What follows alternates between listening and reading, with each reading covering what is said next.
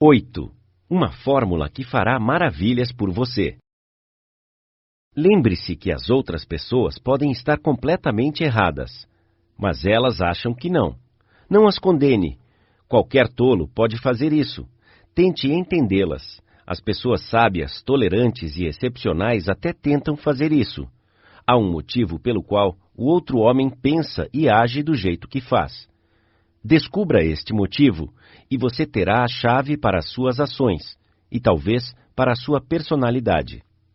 Tente honestamente colocar-se em seu lugar. Se você disser a si mesmo, como eu me sentiria e como eu reagiria se estivesse em seu lugar, você irá poupar tempo e irritação, porque se nos interessarmos pela causa, teremos menos chance de desgostar do efeito. E, além disso, você irá aumentar consideravelmente a sua habilidade em relações humanas.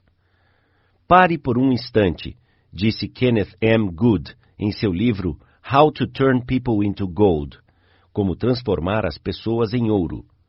Pare por um instante para comparar o seu interesse aguçado pelas suas próprias coisas com a sua preocupação moderada sobre outras coisas. Perceba, então, que todos os outros no mundo fazem exatamente o mesmo. Então, juntamente com Lincoln e Roosevelt, você terá entendido a única base sólida dos relacionamentos interpessoais, principalmente que o sucesso em lidar com as pessoas depende de entender, de forma solidária, o ponto de vista das outras pessoas. Sam Douglas, de Hempstead, de Nova York, costumava dizer à sua esposa que ela passava tempo demais trabalhando em seu gramado, fertilizando-o, cortando-o 2 vezes por semana e tirando as ervas daninhas, porque o gramado não parecia melhor do que quando se mudaram para aquela casa 4 anos atrás. Naturalmente, ela estava estressada com os seus comentários, e cada vez que ele fazia tais comentários, o resultado era que a noite havia acabado para ela.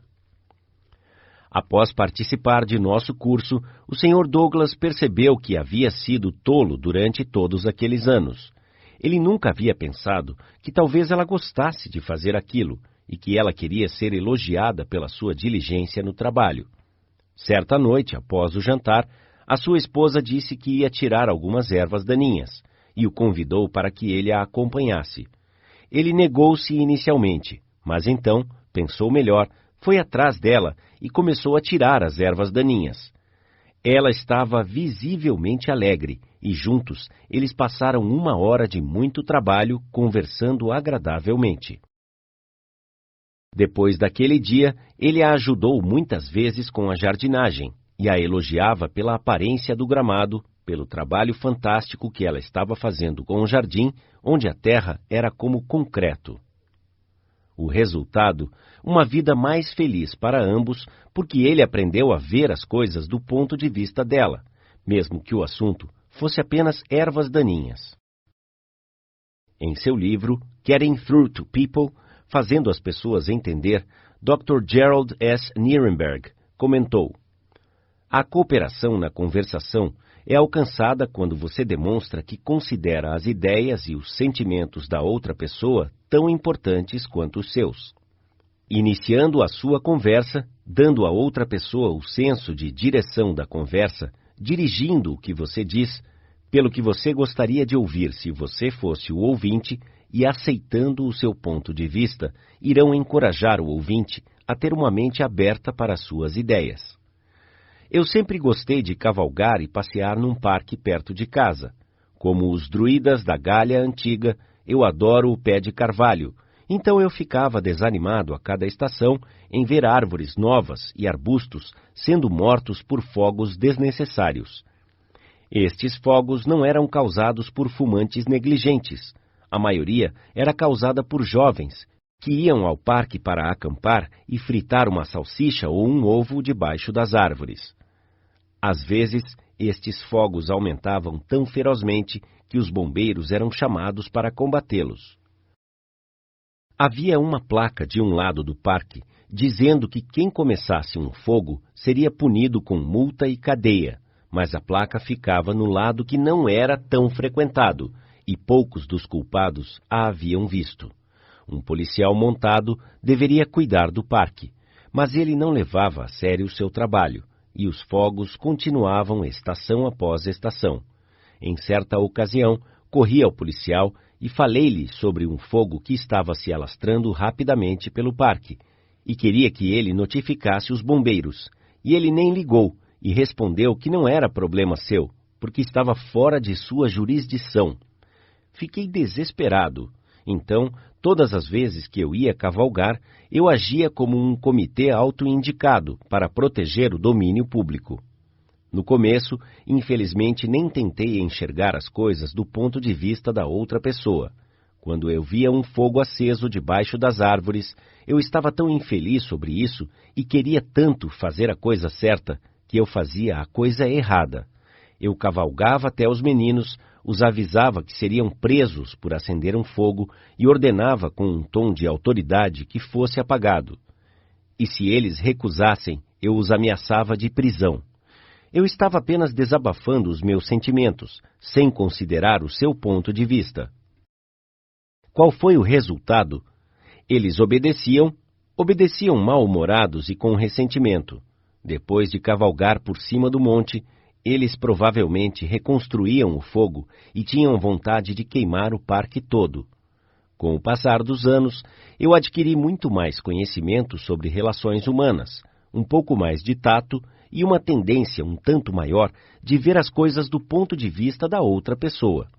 Depois, ao invés de dar ordens, eu chegaria até onde havia uma chama acesa e começaria a falar algo como: "Estão se divertindo, rapazes? O que vocês vão cozinhar para o jantar?" Eu gostava de fazer fogueiras também quando eu era menino. E ainda gosto. Mas vocês sabem que é muito perigoso aqui no parque. Eu sei que vocês não pretendem fazer nenhum mal, mas outros rapazes não foram tão cuidadosos. Eles vêm e veem que vocês fizeram uma fogueira. Então, eles fazem uma e não a apagam quando vão embora. E ela se espalha entre as folhas secas e mata as árvores. Não teremos mais árvores aqui se não formos cuidadosos. Vocês podiam ir para a cadeia por fazer uma fogueira como esta. Mas não quero ser mandão e atrapalhar a sua diversão. Gosto de vê-los se divertindo. Mas vocês não poderiam limpar as folhas ao redor da fogueira agora mesmo? E tenham o cuidado de cobri-la de terra, muita terra, antes de irem embora, por gentileza. E da próxima vez que vocês se divertirem, vocês não poderiam fazer a fogueira do outro lado do monte? Ali onde há uma caixa de areia. Lá não tem nenhum problema. Obrigado, rapazes. Divirtam-se. Que diferença esse tipo de conversa teve. Fez com que os rapazes quisessem cooperar. Nenhum mau humor e nenhum ressentimento. Eles não foram obrigados a obedecer às ordens. Eles tinham livrado a sua cara. Se sentiram melhores. E eu me senti melhor, porque eu havia resolvido a situação com consideração, respeitando o seu ponto de vista. Ver as coisas pelos olhos da outra pessoa pode amenizar as tensões, quando problemas pessoais se tornam excessivos. Elizabeth Novak, de New South Wales, Austrália, estava atrasada no pagamento do carro em 6 semanas.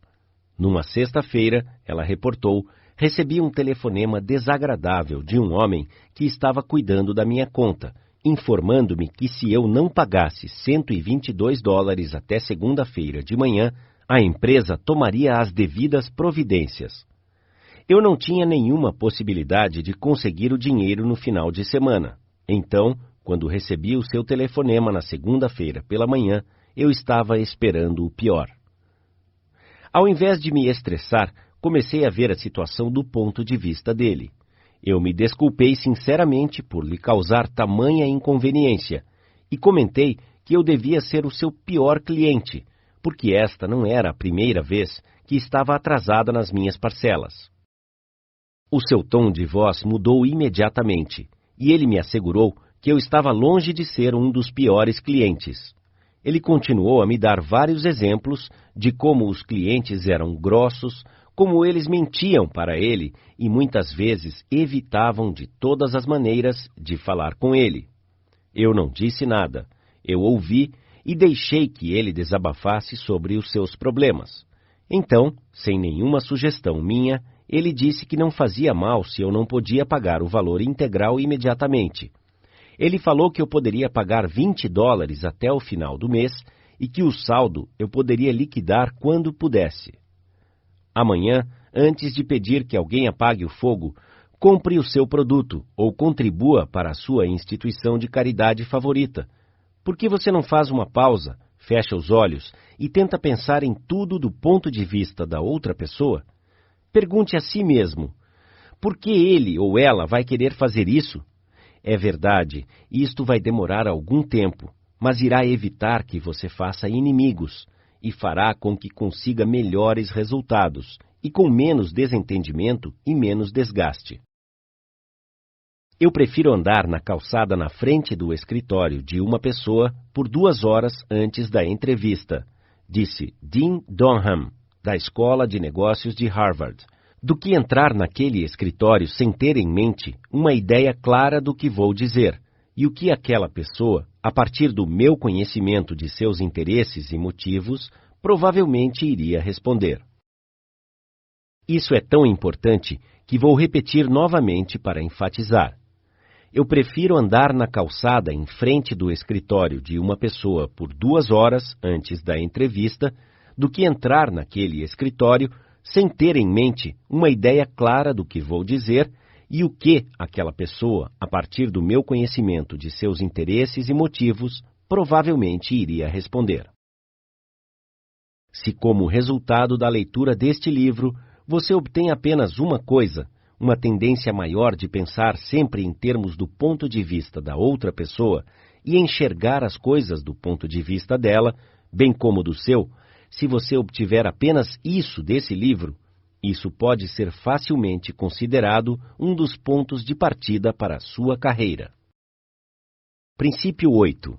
Tente honestamente enxergar as coisas do ponto de vista da outra pessoa.